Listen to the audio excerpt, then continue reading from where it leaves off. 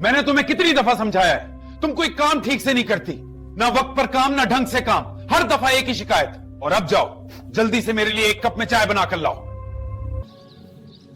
सुनिए, आप आज कुछ परेशान लग रहे हैं, खैरियत तो है? तुम्हें हर वक्त सवाल करने की आदत है, मुझे सुकून से बैठने दो।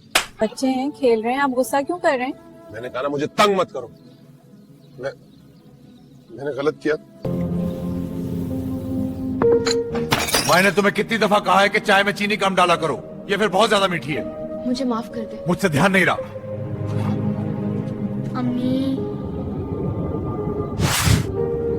अक्सर हम ये कड़वा सच नज़रअंदाज कर देते हैं कि घर की दीवारों के अंदर जो कुछ होता है वहीं बच्चों की सोच, आदतें और किरदार बनते हैं।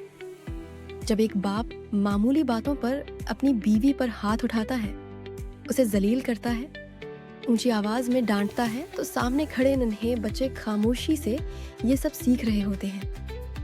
वो सीखते हैं कि गुस्सा ताकत है, मार पीट हक है और औरत की इज्जत कोई मानी नहीं रखती। यही बच्चे फिर अपनी माँ की नकल उतारने की बजाय बाप जैसा बनने की कोशिश करते हैं। छोटी उम्र में बहन भाइयों पर रौब जमाना, बदतमीजी करना और गुस्से से बात करना शुरू कर देते हैं। और जब वो बड़े होते हैं तो वही रवैया अपनी बीवी और अपने बच्चों के साथ दोहराते हैं, क्योंकि उनके लिए यही नॉर्मल होता है। वालिदैन को समझना होगा कि बच्चे वही नहीं सीखते जो हम कहते हैं, बच्चे वही सीखते हैं जो हम करते हैं। ये लो, ये फूल तुम्हारे लिए। शुक्रिया, ये बहुत खूबसूरत है। मामा, ये आपके लिए। मामा, ये फूल मैंने तोड़ा है। प्यारे बच्चों, अल्लाह तुम्हें खुश रखे। देखा, जो हम अपने बच्चों को सिखाते हैं वही ये सीखते हैं।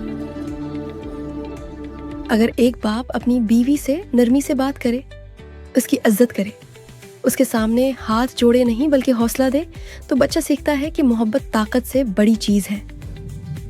इज्जत रिश्तों की बुनियाद है और मसले बातचीत से हल होते हैं।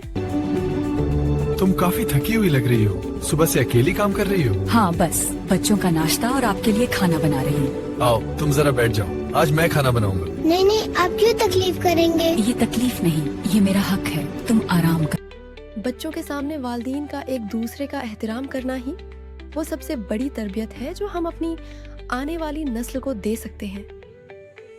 ऐसे घरों में पलने वाले बच्चे सिर्फ ये मनाजिर नहीं देखते, बल्कि उन्हें अपने अंदर दफन भी कर लेते हैं। माँ पर होने वाला जुल्म बच्चों के जहन में खौफ, बेचैनी और अदम तहफ़्फ़ुज़ को जन्म देता है।